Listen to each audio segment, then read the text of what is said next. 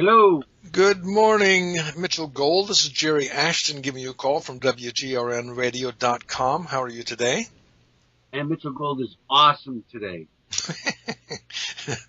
You're sure you're not feeling any better than that? Well, I'm speaking with you, Jerry. I mean, what could be finer than to be in Carolina with you? Now, is this the part where I start selling my medicine from this back of this wagon? Is that what you're telling me? I'm not telling you. I'm here to talk to the Occupy movement. I'm not here to talk to you. Well, that sounds like a good idea to me. So let's jump right into that. Yesterday, when we were chatting, we were discussing Occupy Wall Street, the Occupy movement, and the different approaches that people were taking to it. And the reason I sought you out to have this interview, which will be a series of this one and two more, is because of your particular background, both in business as well as in social, I would say, activism.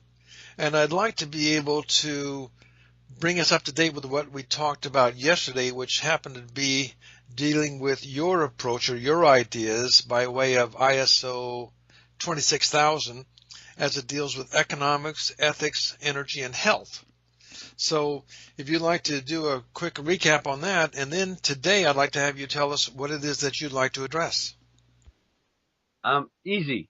Great. Thank you. And I'll be as precise as possible.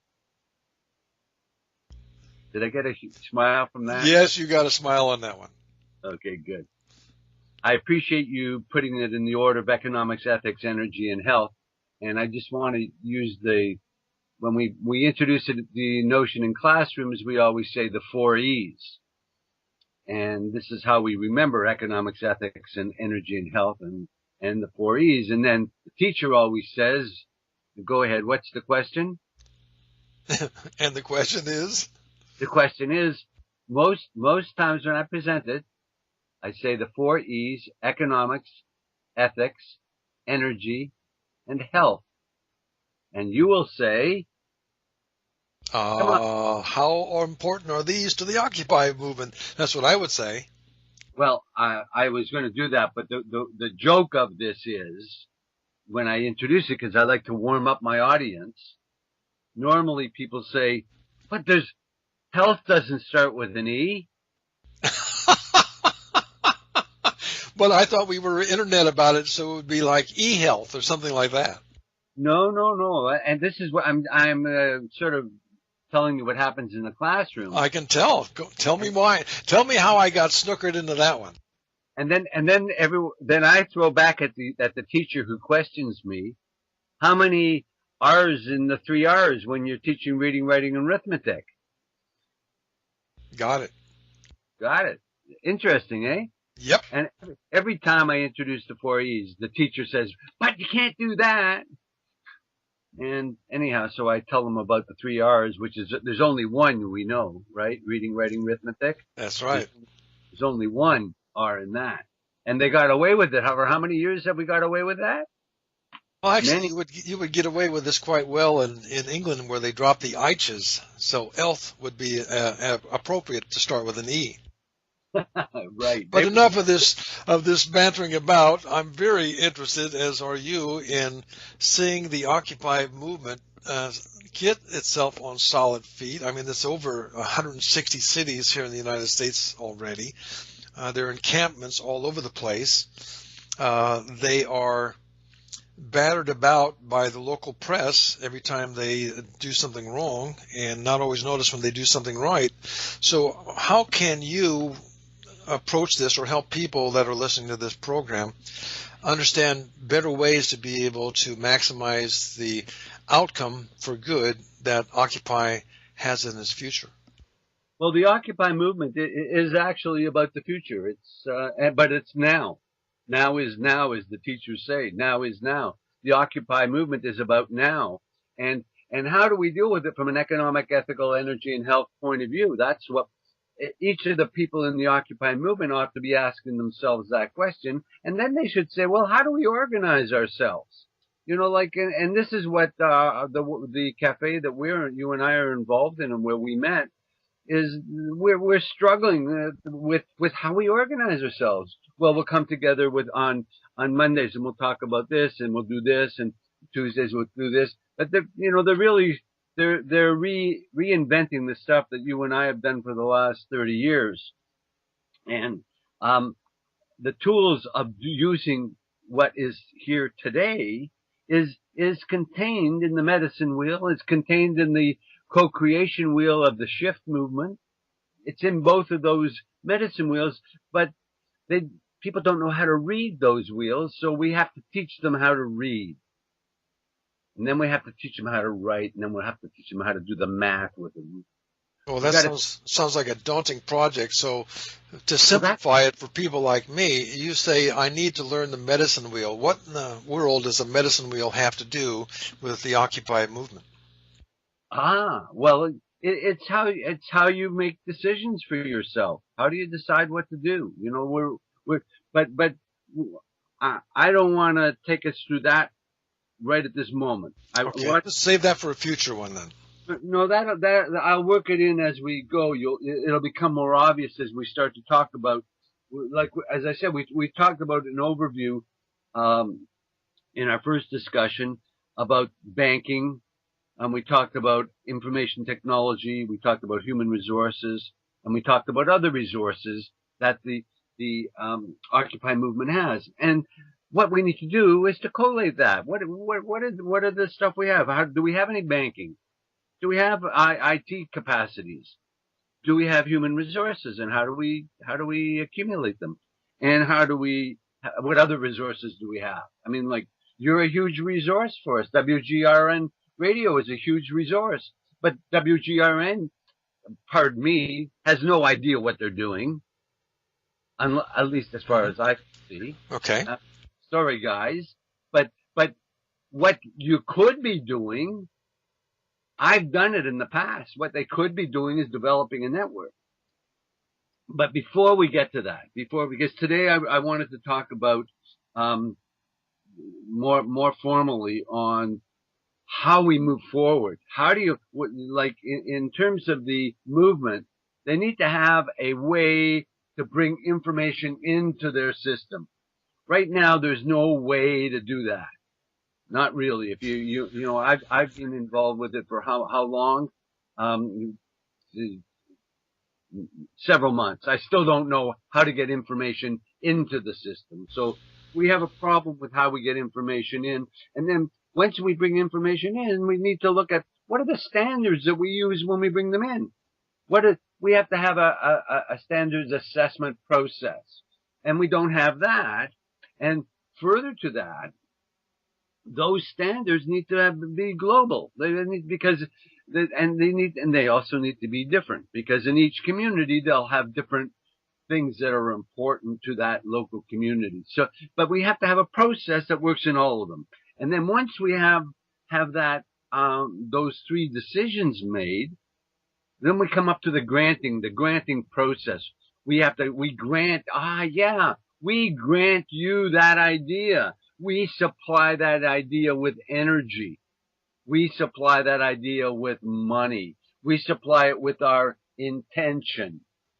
And that's what the Occupy movement needs to have. That it does not have it now. Everybody's scrambling. Everybody's sort of being, you described it in your introduction. What's happening? The marketplace is being beat up because there's not a clear message. They don't know how to get the message out, because the guys we are talking to in the media have an insular mindset. They're looking for a particular 30-second blip. Yes. And we're trying to put stuff that I put into our dissertations. We're trying to put it into a 15-minute summary, and we don't even know if 15 minutes is going to hold people's attention, because 50 minutes may be too long. I did mention to you, I think, that I was in the radio business, and I used to do programming. We were the. Well, I would like to add to that, because what people don't know or listening is that the companies that you were associated with that won as many as 72 Clios for advertising excellence, And if anybody needs to have excellence in advertising, it is the Occupy movement. Now, how do you propose to bring that into today, the here and now? You're complaining, no offense, about the fact that Occupy doesn't have its act together.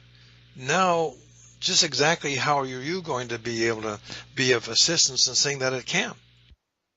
Well, in order to build anything, you have to have a vision of it. You create it in your mind. Okay, so I see, you identified the Occupy movement as an American movement. It's not an American movement. It's in cities all around the world. So let's be clear on that. That is true.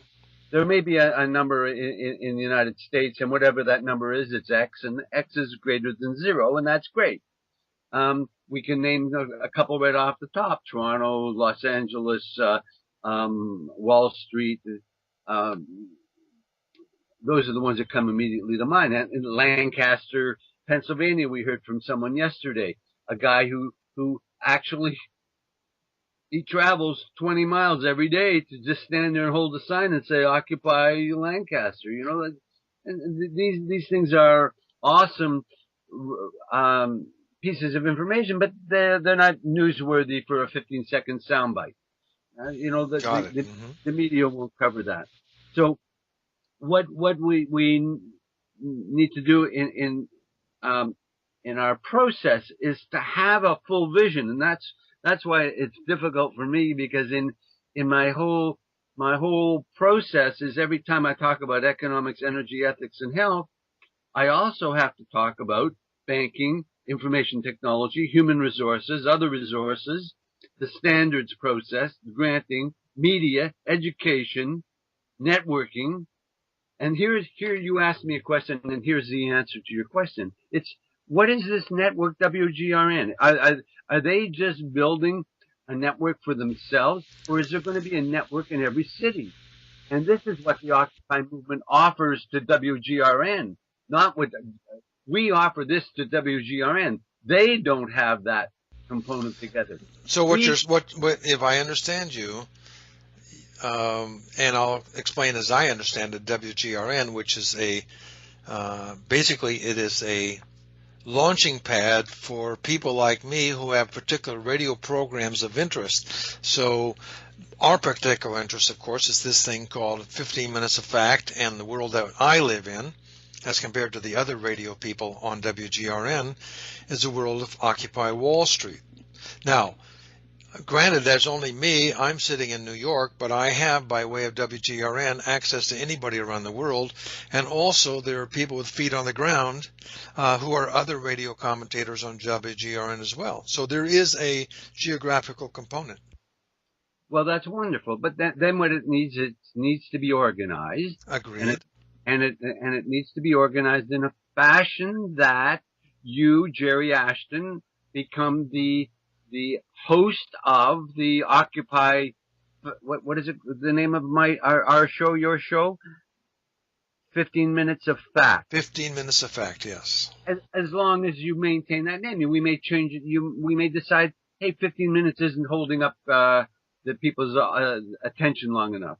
Remember, we're talking to people who have a 15-second attention span. Well, speaking of 15-second attention span, we have basically 2 minutes in which to bring this 15 Minutes of Fact to a closure.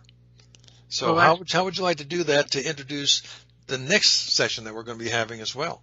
Well, the next session will be this one was talking about, in summarizing it, we were really talking about how do we decide which is the next step? Who gets our attention of the movement?